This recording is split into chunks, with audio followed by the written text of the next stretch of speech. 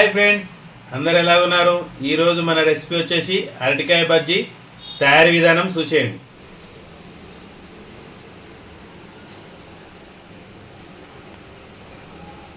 అరటికాయ బజ్జీ కోసం ఒక కప్పు శనగపిండి తీసుకున్న పిండి వేసేసుకుందాం. ఒక చెంచా ఓమా, ఒక చెంచా ఉప్పు, ఒక సగం చెంచా కారం, ఒక పావు ఆయిల్. ఆయిల్ ఎందుకు వేసుకుంటామంటే బజ్జీ స్మూత్గా రావడానికి వేసుకుంటాం. కొన్ని వాటర్ వేసుకుంటూ కలుపుకోవాలి. సరిపడా వేసుకొని కలుపుకోవాలి, ఎక్కువ వేయవద్దు. ఒకేసారి వేస్తే పలచగా అయిపోతుంది.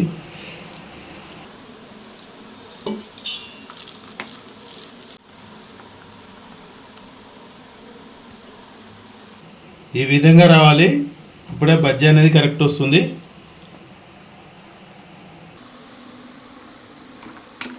పిండి కలపడం అయిపోయిందండి. ఒక 10 నిమిషాలు నానబెట్టుకుందాం. ఇప్పుడు అరటికాయ బజ్జీ కోసం అరటికాయ కట్ చేసుకుందాం. ఇప్పుడు మనం అరటికాయ కట్ చేసుకుందాం బజ్జీ కోసం.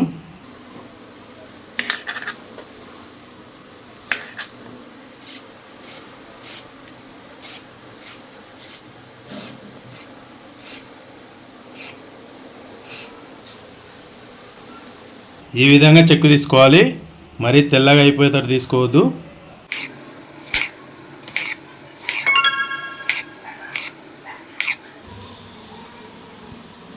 వీటిని ఉప్పు నీళ్ళల్లో వేసుకోవాలి, లేకుంటే నల్లగా అయిపోతుంది.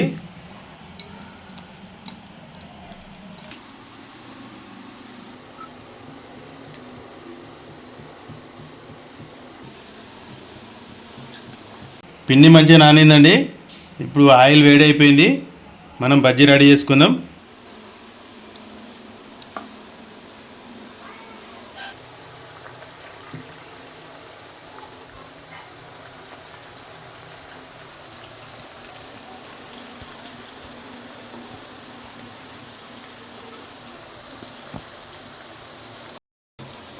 ఎప్పుడైనా మంట మనం తక్కువ పెట్టుకొని మంచిగా ఉడికించుకోవాలండి, అప్పుడే మంచిగా లోపల ఉడుకుతుంది.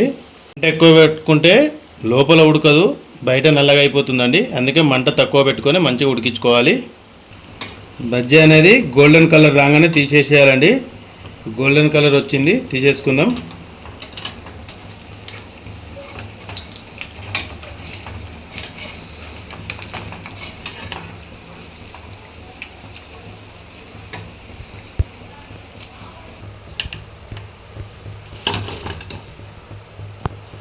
సేమ్ అదే విధంగా మిగతా కూడా వేసేసుకుందామండి బజ్జీలు.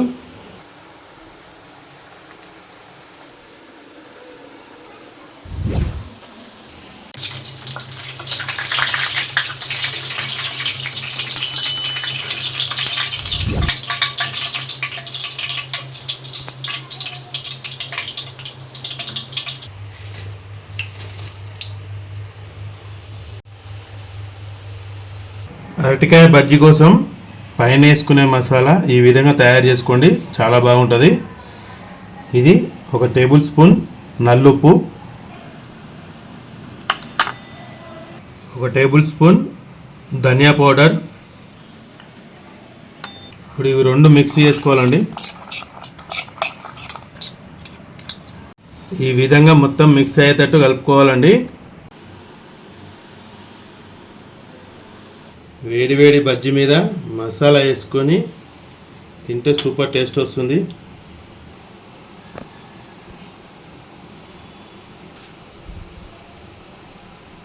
వేడి వేడి అరటికాయ బజ్జీ రెడీ అయిపోయిందండి. ఇప్పుడు తిని టేస్ట్ ఎలా ఉందో చూద్దాం.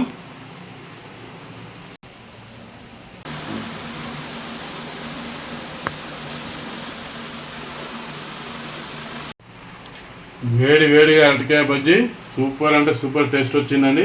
ఇది సింపుల్ రెసిపీ, మీరు కూడా రెడీ చేసుకోండి. చాలా అంటే చాలా బాగా టేస్ట్ వస్తుందండి. ఇలాంటి మరిన్ని వీడియోలతోని మీ ముందుకు వస్తాను. బాయ్ ఫ్రెండ్స్, నెక్స్ట్ వీడియోలో మళ్ళీ కలుసుకుందాం.